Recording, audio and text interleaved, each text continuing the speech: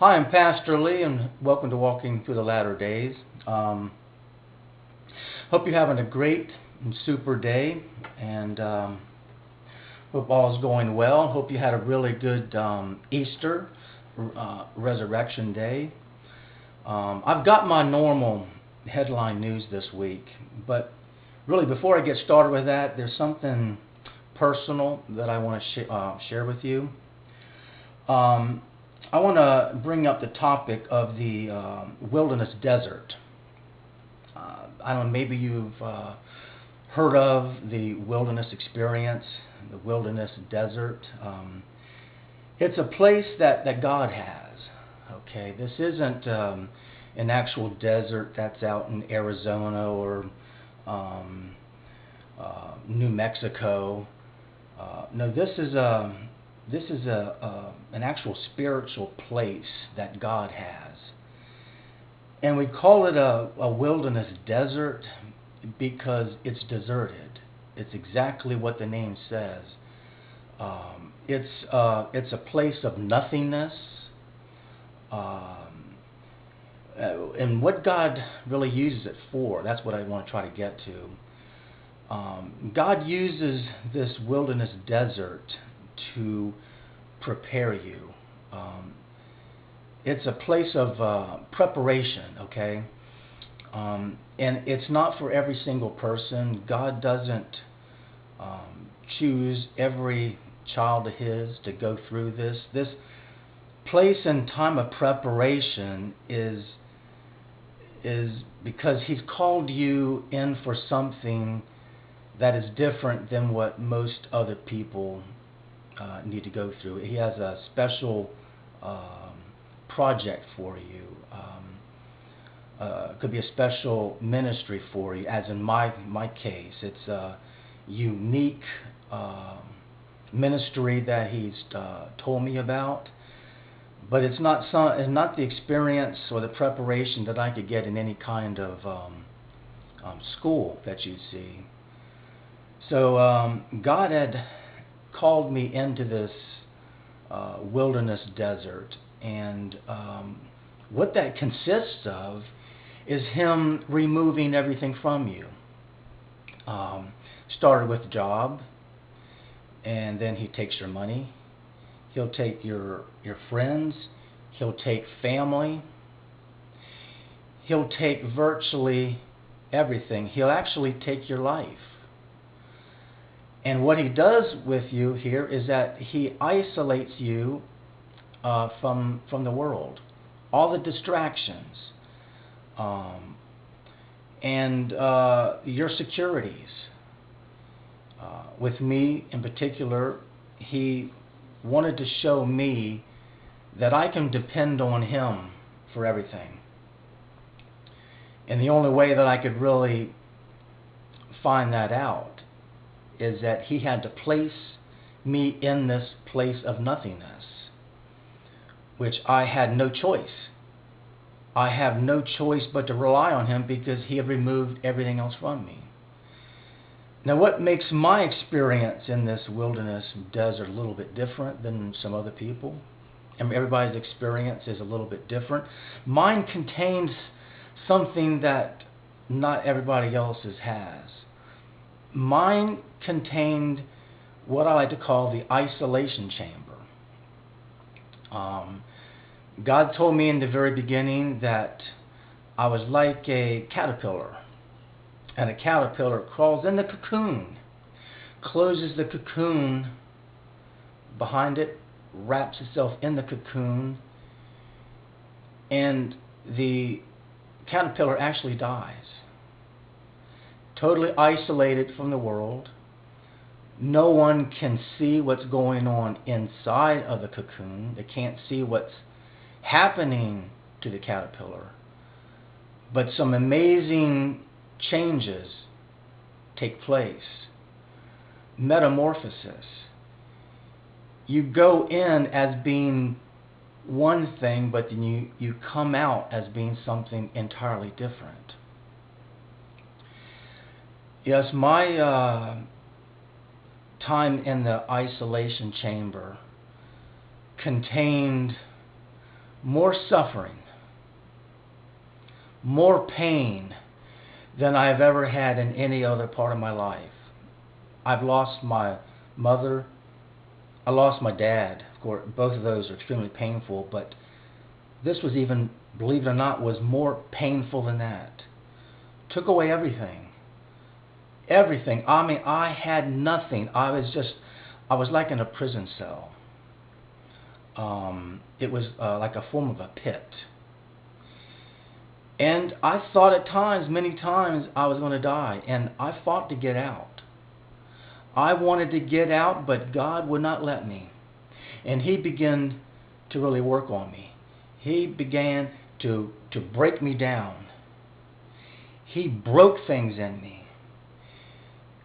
I know you know people always say, and I do too, that God is the potter and you are the clay. Well, I was the clay. He was stretching me, pulling me, bending me, shaping me, making me into who and what He wanted and needed me to be. And I bring this up today because I had been in this isolation chamber for almost 5 years. Think about 5 years. You think of a person being born, and then when they're 5 years old, they're probably in preschool. That's a big chunk of your life. And I can kind of relate to someone who's been in jail, in prison. They've been in there a number of years. That becomes part of your world. That becomes your norm. You forget what it's like to be out in the outside world, to be communicating with other people.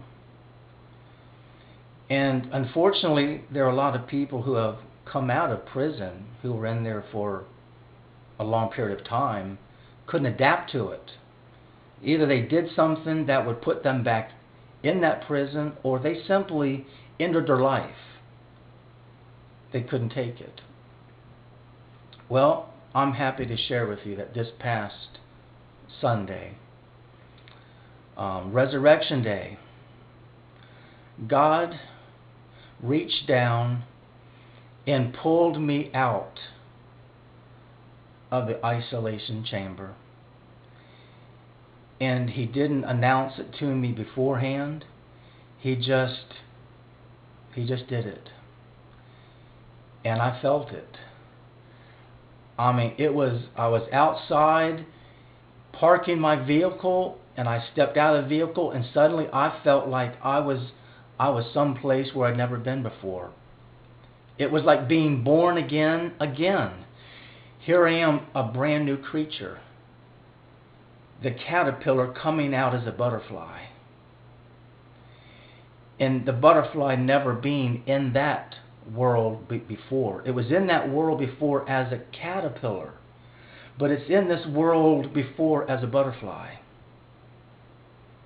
And I am so grateful that God has chosen me and had called me in to this period of time of 5 years, because I know the suffering was great, but it was necessary.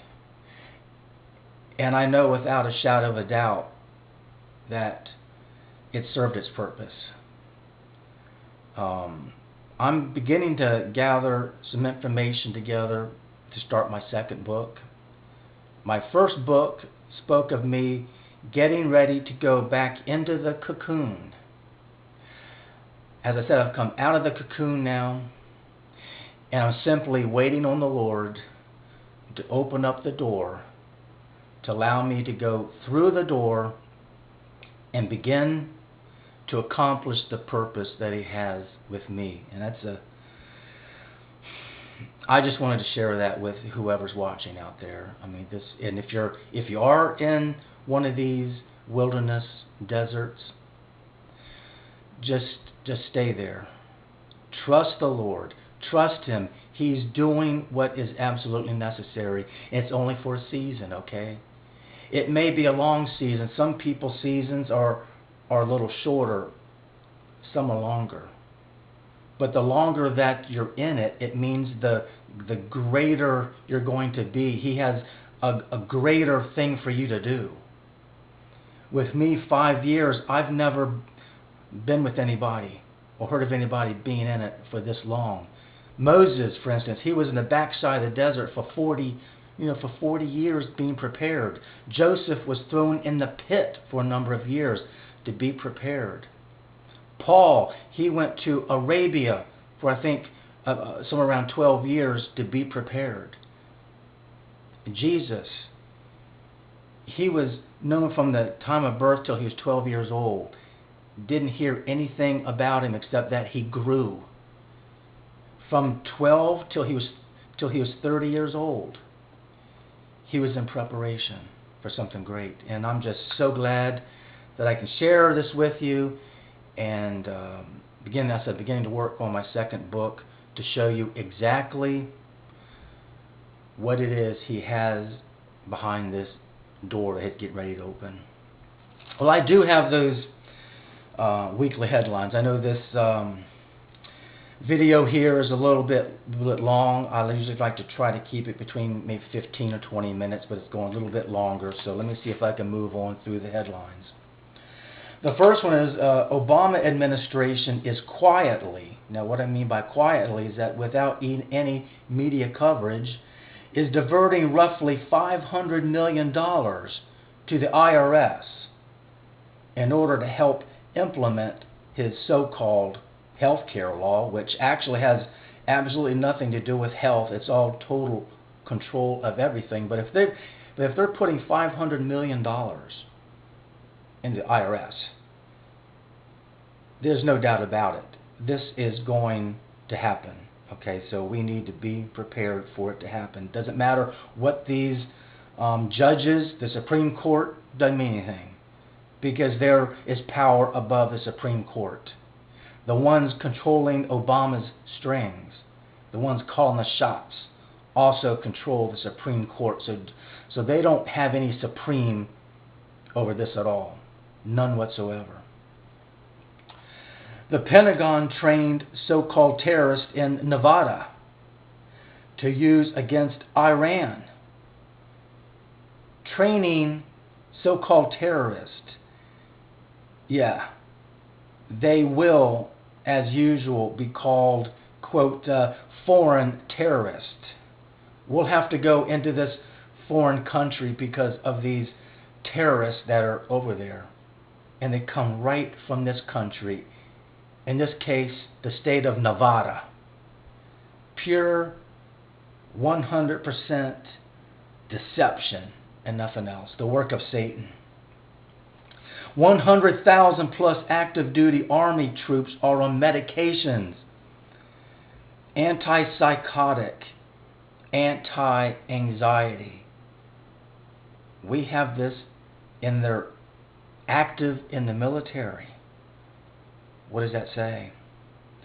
Fear of tyranny is now treated as a psychiatric disorder.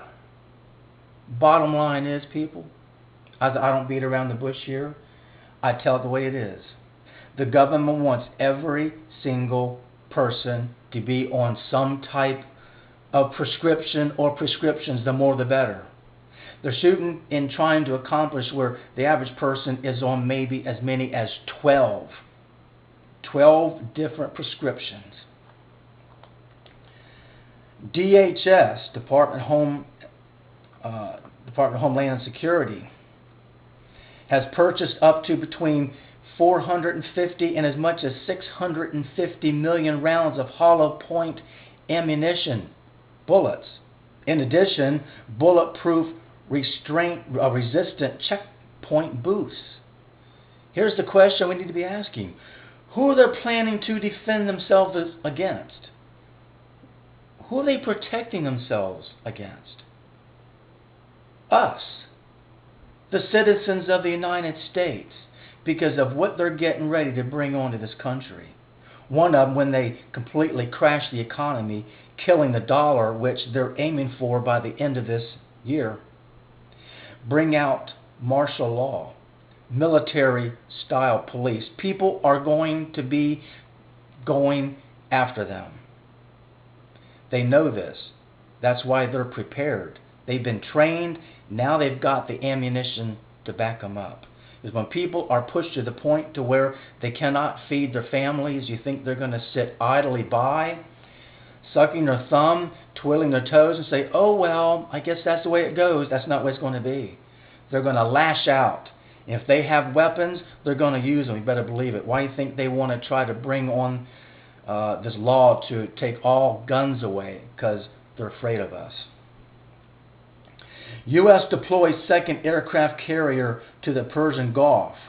With rising tensions with Iran over its nuclear program, the U.S. Navy takes a rare step of deploying 2 aircraft carriers to the Middle East. I'll just simply say that we are rapidly approaching the flashpoint. I think you probably can figure out what the flashpoint is. Russia is now stationing troops near Iran's border because they're quoted as saying that they anticipate an attack on Iran as early as summer. Here is April. Well, not that far away. Earthquakes.